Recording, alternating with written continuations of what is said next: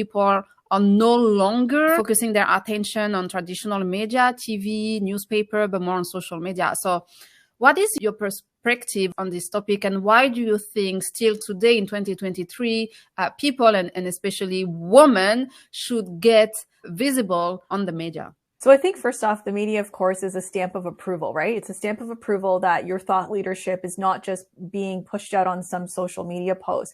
Everybody is on social media, but not everybody is in the media. And you got to really think about that perspective. What does it take to get there?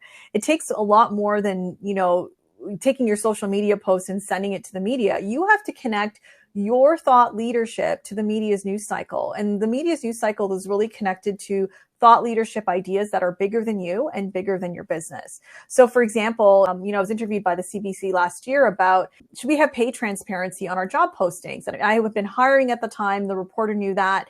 And this was something that obviously is a value of mine. So my job posting did have the pay up there. And one of the things that helped me do, I did an interview, talking about the importance about that across the industry.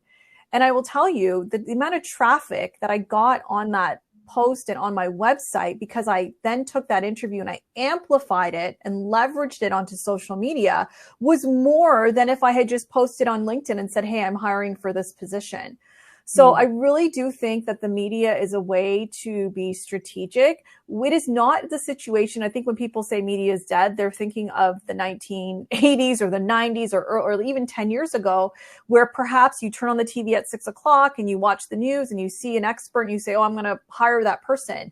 That's not really how I measure success. I measure it by the fact that you're able to leverage your thought leadership to then take your media interviews, leverage it on social media so that it can attract clients for speaking gigs, for corporate partnerships, for brand partnerships, for courses into your business if you're trying to get more sales for your book. I do kind of see it as that kind of funnel. And I think we have to think about it like that when we think of online marketing and online businesses right now.